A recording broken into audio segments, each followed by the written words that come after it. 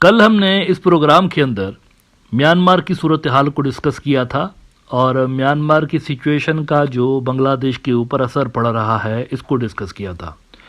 अब इस एपिसोड के अंदर मैंने बांग्लादेश के पॉलिसी मेकर्स को ये रिक्वेस्ट की थी कि आपको बर्मा के अंदर जो नई रियलिटीज़ हैं उसको एक्सेप्ट करना चाहिए और उस हिसाब से अपनी पॉलिसीज़ डिज़ाइन करनी चाहिए। और साथ ही मैंने ये भी कहा था कि मोहम्मद यूनिस की जो सरकार है उसके अंदर एक विजिबल शिफ्ट हमें बर्मा पॉलिसी के अंदर ऑलरेडी नज़र आ रहा है, लेकिन there is lot more to do. अभी तक जो हो रहा है ये इनफ नहीं है, कुछ ज़्यादा करने की ज़रूरत है, एक्टिवली इंगेज होने की ज़रूरत है उन नए प्लेयर्स के साथ जो कि ग्राउंड पे एग्जिस्टेंस रखते हैं।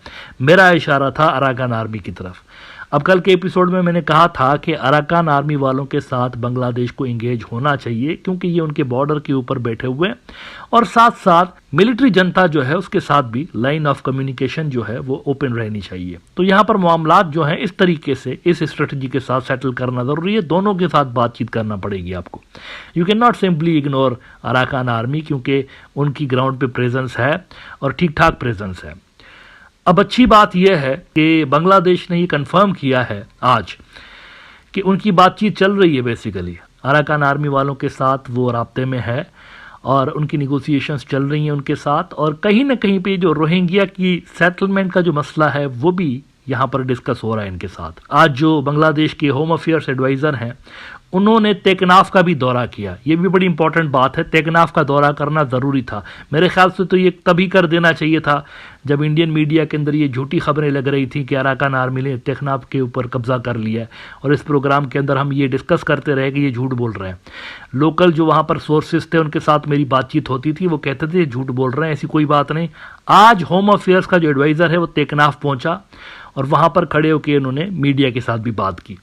द बिजनेस स्टैंडर्ड ने इस बड़ी डेवलपमेंट पे लिखा है कि Bangladesh in touch with Myanmar government, Arakan army over border area conflict, home affairs adviser, no problem in border area, security forces performing their duties with caution, he says.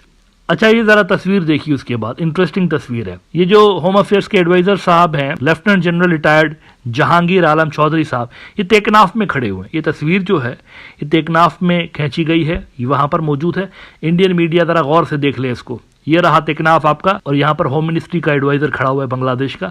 तो आपकी ये जो रिपोर्ट्स थी सारी झूठी थी, गलत थी, बोगस थी, और ये तस्वीर उसका जीता जागता सबूत है। वो कहते हैं कि Bangladesh has been maintaining communication with both the Myanmar government as well as the rebel group Arakan army which has taken full control of the Myanmar share 271 kilometre border, home affairs adviser lieutenant general retired Jahangir Alam Chowdhury said today 30 दिसंबर।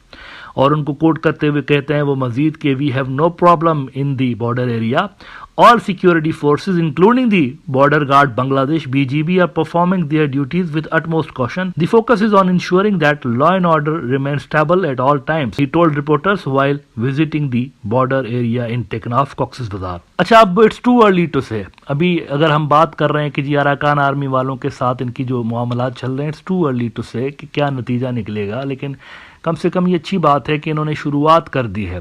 बांग्लादेश का जो primary concern है ना, concern number 1 जिस पे वो सबसे ज़्यादा ध्यान दे रहे हैं, और ये जो अराकान आर्मी वालों के साथ इनकी बातचीत हो रही है वो भी उस एजेंडा पे हो रही है। मेन एजेंडा वही है और वो रोहिंग्या वाला है। बांग्लादेश गालिबन इनको ये ऑफर करने जा रहा है कि हमें आपकी तरफ जो सप्लाई लाइन आती है, इनका खाने पीने का सामान ही बांग्लादेश से बड़ी हद तक जाता है, ये भी आपको पता होना चाहिए। खाने पीने का भी काफ़ी हद तक सामान जाता है, और उनका जो ट्रेड है ना उसका सबसे बढ़िया जो रूट है वो बांग्लादेश है। देखिए उनका जो समुंदर का रास्ता है, मतलब समुंदर देखें काफ़ी बड़ा है, रखाइन स्टेट का समुंदर जो है वो काफ़ी बड़े एरिया पे फैला हुआ है। लेकिन प्रॉब्लम यह है कि इनके पास उस लेवल की नेवी नहीं है ना जिस लेवल की नेवी इनके अपोनेंट्स के पास है। ज़मीन पे तो चले रखाइन स्टेट की कब्जा करके बैठे हुए हैं, लेकिन समंदरों में मिलिट्री जनता है, उनकी नेवी है, उनके पास प्रॉपर वॉरशिप्स हैं, सब कुछ है उनके पास। तो ये ऐसे ट्रेड नहीं कर सकते खुलेआम समुंदरों से अराकान आर्मी वाले, इनकी लिमिटेशंस हैं। ये अगर समुद्री रास्तों से ट्रेड करेंगे भी तो आगे जाकर कहीं ना कहीं किसी जगह पर इनका टाकरा हो सकता है म्यांमार की जो नेवी है उनके साथ। तो वो बड़ा रिस्की ऑप्शन है इनके लिए। इनके लिए जो सबसे फिजिबल ऑप्शन है ट्रेड के लिए दैट इज़ बांग्लादेश, क्योंकि इंफ्रास्ट्रक्चर भी बना हुआ है और सेफ एरिया है, इनके खुद के कंट्रोल में है, बॉर्डर पर भी ये बैठे हुए हैं। तो सेफ जो इनके लिए ट्रेड का एरिया है दैट इज़ बांग्लादेश। इंडिया का भी थोड़ा सा दूर है, वो भी कुछ इलाके जो हैं घने जंगलात भी हैं, ठीक तरीके के रोड नहीं बने हुए, कालाधन प्रोजेक्ट जो बन रहा था वो नहीं बन सका। अगर वो बन जाता तो आप कह सकते हैं कि इंडिया को फिर एक एज हासिल होता इन निगोसिएशंस के अंदर, जो कि वो भी कर रहे हैं अराकान आर्मी वालों के साथ। लेकिन वो प्रोजेक्ट बना हुआ ही नहीं है, ढंग की कनेक्टिविटी नहीं है, यहाँ पर है बांग्लादेश वाली साइड पे। तो ये दो चीज़ें बांग्लादेश इनको ऑफर कर रहा है, मतलब रिकग्निशन चले वो ना भी दें इनको, खैर है रिकग्निशन का, मतलब इसके बिना भी काम हो सकता है, रिकग्नाइज आप ना भी करें तो भी काम हो सकता है, ये सारी चीज़ें ट्रेड वगैरह ये हो सकता है, टेम्परेरी अरेंजमेंट कर सकते हैं। लेकिन इसके बदले में जो बांग्लादेश मांग रहा है वो रोहिंग्या के मसले का सलूशन मांग रहा है ना। कहते तो वो हैं अराकान आर्मी वाले कि हम जो रखाइन स्टेट बना रहे हैं वो कोई रिलीजियस स्टेट नहीं है, हाँ बुद्धिस्ट नेशनलिस्ट ज़रूर हैं ये, लेकिन वो कहते हैं मुसलमानों के साथ भी हमें कोई प्रॉब्लम नहीं है, ये रोहिंग्या के साथ भी हमें कोई प्रॉब्लम नहीं, ये कहते हैं अराकान आर्मी वाले। तो बांग्लादेश का जो एजेंडा नंबर 1 है वो यही है कि अगर आप ऐसा कहते हैं तो ज़रा इनको सेटल करके दें, कोई बफर जोन टाइप की चीज़ बनाइए अपने और हमारे दरमियान, कंट्रोल बेशक आप करें उसको, लेकिन इसकी सिक्योरिटी की हमें गारंटी दें और यहाँ से जो रोहिंग्या लोग हैं उनको वहाँ पर शिफ्ट करें, उसके बाद हम आपके साथ ये जो सारी ट्रेड की शर्तें हैं और ये सारा कुछ हम कर सकते हैं। तो इस पे बातचीत चल रही है, बाय द वे इनकी भी चल रही है बांग्लादेश की, और उधर इंडिया भी कहीं ना कहीं किसी लेवल पर इनके साथ कांटेक्ट में है, ये भी मैं आपको बता दूं।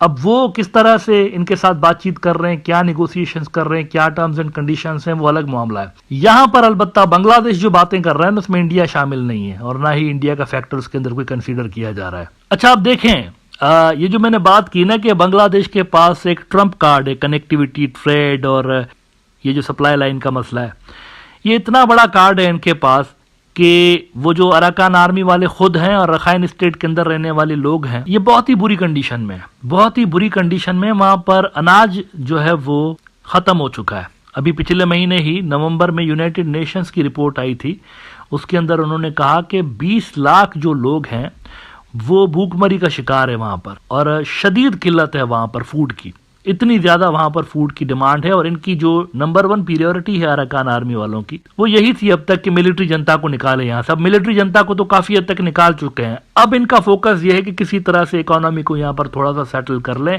ताकि लोग भूखे तो ना मरें, ऐसा ना हो यहाँ से निकल के दूसरे इलाकों की तरफ भागना शुरू कर दें।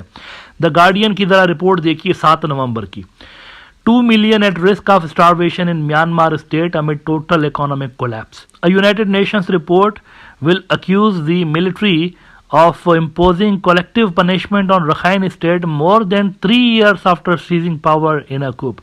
उन्होंने इतना ज्यादा इस स्टेट को यानी चुंगल में रखा हुआ था कि मतलब हर तरह के रास्ते बंद हैं, ट्रेड पे सैंक्शन सब कुछ बंद करके रखा हुआ था। एज अ रिजल्ट ये हो गया वहाँ पर, यूनाइटेड नेशंस कह रहा है कि वहाँ इकोनॉमी ख़त्म हो चुकी है, ट्रेड ख़त्म हो चुका है वहाँ पर, और भूखमरी से लोग वहाँ पर मर रहे हैं, शिकार हैं भूखमरी का। अब इसको ख़त्म करने का वाहिद ऑप्शन यही है कि सप्लाई लाइन वहाँ से दोबारा से खुले बांग्लादेश वाली साइड से।